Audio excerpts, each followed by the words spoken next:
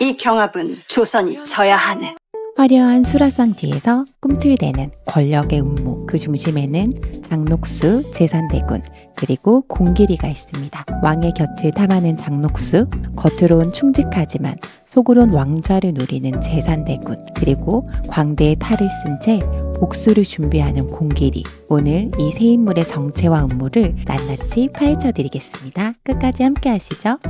혹시 간밤에 무슨 일이 있었느냐? 어젯밤 일 기억 안 나세요? 이대로 있거라. 잠시만. 이거 기억 안 나세요? 전하, 앞으로 밤술 조심하세요. 에? 먼저 전하와 유나 셰프 사이에 흐르는 묘한 공기부터 짚어야겠죠? 지난밤 술기운에 왕이 무심코 던진 입맞춤. 유나는 그 충격과 분노 때문에 뜬 눈으로 밤을 새워버립니다. 다음날 아침 수락관에서는 믿기 힘든 광경이 펼쳐지죠. 북어를 방망이로 마구 내리치는 유나. 쿵쾅 쿵쾅. 궁 전체가 울릴 만큼 요란한 소리에 길금이가 놀라 달려와 묻습니다. 아가씨, 이 북어한테 무슨 원한 일이에요? 유나는 이죽거리며 대꾸하죠. 너 내가 부숴버릴 거야. 눈 밑에는 다크서클이 가득, 얼굴은 반쪽이 되어 있었죠. 밤새 화를 삭히지 못한 채 북어를 패대기 치는 모습. 시청자라면 누구나 속으로 한마디 했을 겁니다. 아, 오늘 전하 죽었구나. 아침 수라상, 유나가 정성껏 끓인 건 매운탕 대신 북어 콩소매였습니다. 투명한 국물 위로 살짝 맴도는 기름기, 깊고 은은한 향. 왕은 숟가락을 들며 물었죠. 북어는 다 어디에 갔느냐? 유나는 차갑게 받아쳤습니다. 드시기 편하게 아주 잘게 부셨습니다. 전하도 드시면서 생각해 보시죠. 혹시 찔리는 게 있는지. 순간 왕의 표정이 굳습니다. 머릿속엔 전날 밤의 아슬한 기억에 스치지만 또렷하게 떠오르지 않죠. 전하의 눈빛이 말합니다. 대체 어젯밤 무슨 일이 있었던 것이냐. 그런데 왕은 밥을 거부합니다. 무려 5끼나. 궁이 술렁이죠. 상관도 내관들도 속이 타들어갑니다. 유나는 결국 마음을 다잡고 따뜻한 치킨 스프를 준비합니다. 뼈를 오래 고아낸 진한 국물. 아무것도 먹지 못한 전하 앞에 그릇이 내려앉는 순간 하얀 김이 모락모락 피어오릅니다. 숟가락을 한술 뜨자 따뜻한 국물이 목을 타고 내려가며 속이 확 풀리는 걸 느낍니다. 부드럽구나. 속이 따뜻해진다. 이 한마디에 유나는 잔뜩 굳어있던 얼굴이 풀어지고 엉덩이를 실룩이며 기쁨을 감추지 못합니다. 콩콩 뛰듯이 걸어가는 모습에 시청자들의 입가에도 미소가 번졌겠죠? 하지만 이 평화는 오래가지 못합니다. 장녹수의 눈빛이 서늘하게 빛나고 제산대군의 입가엔 불길한 미소가 번지고 있었으니까요. 그리고 공길이 누군가를 찾아 담장을 훌쩍훌쩍 넘어 사라지는 그의 뒷모습이 심상치 않습니다. 이제부터 진짜 이야기가 시작됩니다. 먼저 장녹수, 수건마마라는 지위로 권세를 휘두르던 그녀는 왕의 마음이 조금씩 흔들리는 걸 놓치지 않습니다. 전하께서 식사를 거부하셨다지요. 비웃듯 내뱉는 장녹수의 목소리. 그리고 바로 명령을 내립니다. 맹숙수, 오늘 점심은 네가 차려라. 하지만 유나는 물러서지 않습니다. 전하의 명이 아니라면 저도 제 요리를 올리겠습니다. 그날 점심, 유나가 내놓은 것은 조선에선 볼 수 없는 음식, 슈니첼. 돼지고기를 쓸 수 없는 상황에서 소고기를 두드려 얇게 펴고 빵가루 대신 곡물을 갈아 만든 튀김옷을 입혔습니다. 그리고 산딸기잼으로 만든 소스를 곁들였죠. 신발도 튀기면 맛있다는데 제가 만들면 더 맛있죠? 유나 특유의 도발적인 한마디에 시청자들은 빵 터졌을 겁니다. 반면 맹숙수가 준비한 건 닭국과 만둣국. 정성스러웠지만 어디서나 볼 수 있는 평범한 요리였습니다. 장녹수는 유나의 상을 일부러 발로 차서 엎지르죠. 그릇이 깨지고 소스가 쏟아집니다. 하지만 유나는 미소조차 잃지 않고 다시 정갈하게 상을 차려 올리죠. 이 장면에서 긴장감과 통쾌함이 교차했습니다. 제산대군도 오늘 이 자리에 앉아 있었습니다. 겉으로는 전하의 건강을 걱정하는 듯 전하께서 많이 수척해지셨습니다. 하며 아첨을 늘어놓지만 속으로는 왕의 자리를 탐하는 눈빛이 번쩍였죠. 실제로 역사에서 제산대군은 연산군의 숙부였죠. 왕위에 대한 야망을 숨기지 않았던 인물이에요.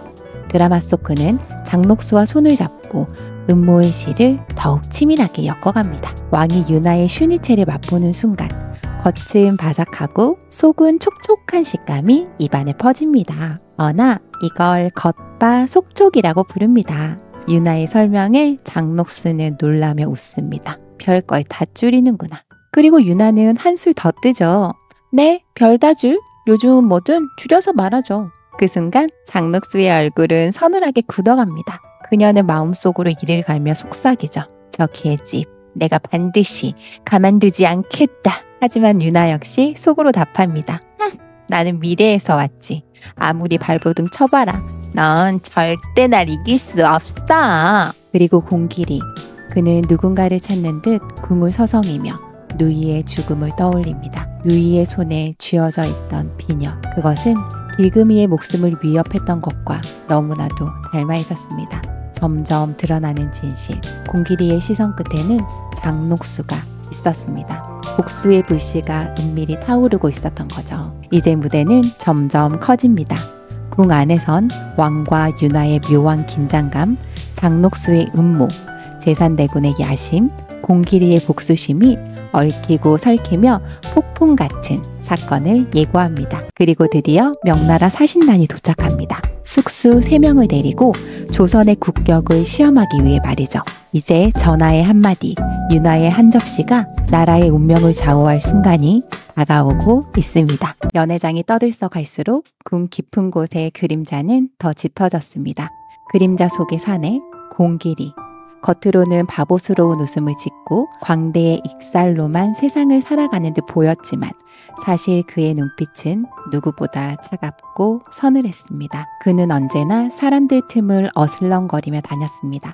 하인들의 수군거림을 귀담아 듣고 제산대군이 내리는 심부름꾼의 발걸음을 뒤쫓으며 궁의 어두운 속사정을 하나하나 짜맞춰 갔던 겁니다.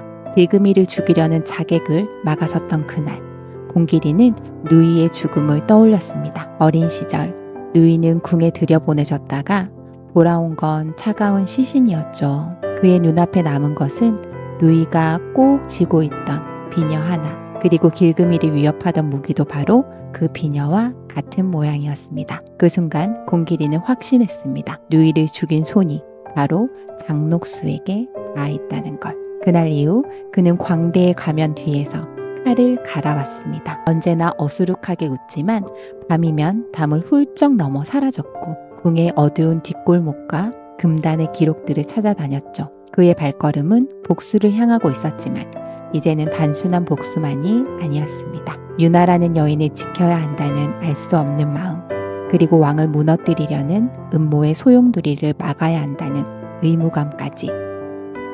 한편 궁궐 안에서는 또 다른 불길한 그림자가 꿈틀거리고 있습니다. 바로 왕의 숙부 제산대군. 그는 왕 앞에 나아가 늘 온화한 미소를 지었습니다. 전하, 지나친 경합은 몸을 해치옵니다. 부디 절제하시지요. 언뜻 보기엔 걱정 어린 말 같지만 그 속엔 날카로운 칼날 같은 야심이 숨어 있어요. 제산대군은 이미 조정의 대신들을 하나 둘 포섭하며 자신의 세력을 키워나가고 있었습니다. 왕이 흔들리고 무너지는 순간 그 자리를 꿀꺽 삼키려 하는 거죠. 그는 누구보다 왕의 상처를 잘 알고 있어요. 패비 윤씨의 비극적인 죽음, 그 사건이 남긴 깊은 트라우마가 왕의 마음을 병들게 했다는 것을. 그래서 그는 더 교묘했습니다. 왕이 가장 아파하는 그 상처를 건드리며 그의 판단력을 흐리고 스스로 무너지도록 만드는 것이 가장 확실한 방법이라 믿었던 거죠. 그리고 그 열쇠는 바로 사초에 있었습니다. 조선의 사관들이 기록해온 비밀의 역사서 사초. 왕은 어머니의 억울한 죽음에 대한 진실이 그 사초 속에 기록돼 있으리라 확신했습니다. 그 기록만 찾는다면 어머니를 죽음으로 몰아넣은 자들의 실체가 드러날 거라 믿었던 거죠. 그러나 바로 그때 사초를 찾아 나선 홍문관 교리 이장균이 심각한 상처를 입은 채 자취를 감췄습니다. 사초의 존재를 두려워하는 자들이 움직인 거죠. 궁 안에서는 누구도 감히 입 밖에 내지 못했지만 모두가 마음속으로 짐작했습니다. 그 뒤에 제산대군이 있다는 것. 왕은 사라진 이장균을 애타게 찾으며 명령을 내렸습니다. 하지만 제산대군의 그림자는 이미 곳곳에 뻗어 있었고 사초의 행방은 점점 미궁으로 빠져들고 있었습니다. 이 모든 흐름을 누구보다도 먼저 감지한 자가 있었죠. 바로 장녹수. 그녀는 제산대군과 손을 잡았습니다. 겉으로는 왕의 총애를 받으며 궁의 실세로 군림하고 있었지만 속으로는 조선을 꿀꺽 삼키려 하는 제산대군의 야심에 힘을 보태고 있습니다. 전하께서 아무리 발버둥 쳐도 소용없습니다. 이 판은 이미 우리가 지고 있으니까요. 그녀의 서늘한 미소는 보다도 치명적이었죠. 이제 판은 단순한 요리경합을 넘어섰습니다. 명나라 사신단과의 대결은 단순한 잔치가 아니었어요. 그 이면에 공길이의 복수, 제산대군의 음모, 그리고 사초를 둘러싼 진실이 얽혀 있습니다. 유나가 준비하는 한 끼의 요리조차 더 이상 음식이 아니에요. 그건 조선의 국격, 왕의 존엄, 그리고 진실을 지켜내기 위한 최후의 무기가 되어가고 있었던 겁니다. 드디어 마지막 시식의 순간, 왕과 대신들이 그리고 사신단의 눈빛이 유나의 음식 위에 꽂힙니다. 사신단 숙수 당백룡은 두부 조각을 내밀며 비웃죠. 보시오, 조선의 요리라 해봐야 두부, 면모, 평민의 음식 아니오. 우리 명나라의 음식은 황실의 권위와 기품을 담은 것. 과연 너희 나라가 이길 수 있겠느냐? 하지만 유나의 마지막 한 접시 인삼 갈비찜이 수라상에 오르자 궁한 공기가 달라집니다. 윤기가 자르르 흐르는 갈비, 그 위로 올려진 붉은 대추, 은은히 풍기는 인삼향. 숟가락을 든 왕은 조용히 고기를 집어 입에 넣습니다. 사실 유나는 조선판 압력솥을 만듭니다. 조선에는 압력솥이 없었기에 유나는 곧장 대장간으로 달려갔죠. 대장장이에게 부탁해 가마솥을 특수 개조합니다. 내부에 스팀을 차단할 수 있는 장치를 만들어주세요 라고요. 숟가락을 든 왕은 조용히 고기를 입에 집어넣습니다. 그리고 아주 천천히 눈을 감습니다. 늘었구나. 이건 단순한 고기가 아니다. 조선의 땅과 백성의 땀이 담겨 있구나. 왕의 한마디에 대신들은 고개를 끄덕이고 사신단마저 침을 삼킵니다.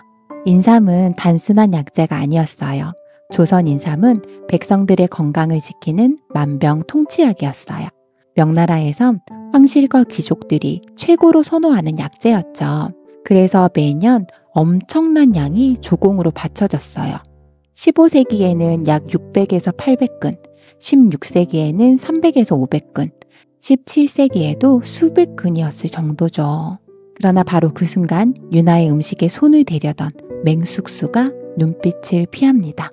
장녹수가 건넨 작은 병, 독약을 떠올리며 손이 떨리는 거죠. 결국 맹숙수는 용기를 내진 못했습니다. 장녹수는 속으로 이를 갈며 중얼거렸죠. 저 계집 반드시 무너뜨리고 말겠다.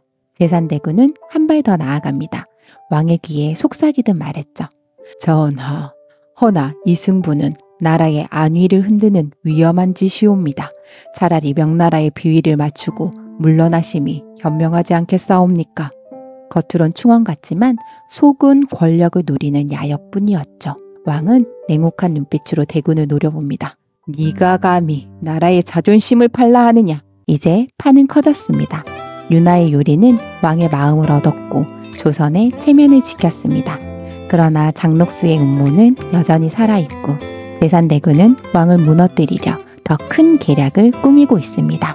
여러분, 오늘 이야기는 여기까지입니다. 조선과 명나라의 국격을 건 요리 대결, 그리고 그 속에 숨겨진 장녹수와 제산대군의 음모, 공길이의 정체까지 이제 판은 더 크게 흔들리고 있습니다. 다음 화에서는 과연 유나 셰프가 사신단의 소나기에서 벗어날 수 있을지, 전하는 잃어버린 사초의 진실을 끝내 밝혀낼 수 있을지, 그리고 장녹수의 서늘한 미소 뒤에는 또 어떤 덫이 기다리고 있을지 모두 공개될 예정입니다. 재밌게 보셨다면 구독과 좋아요, 알림 설정까지 꼭 부탁드립니다.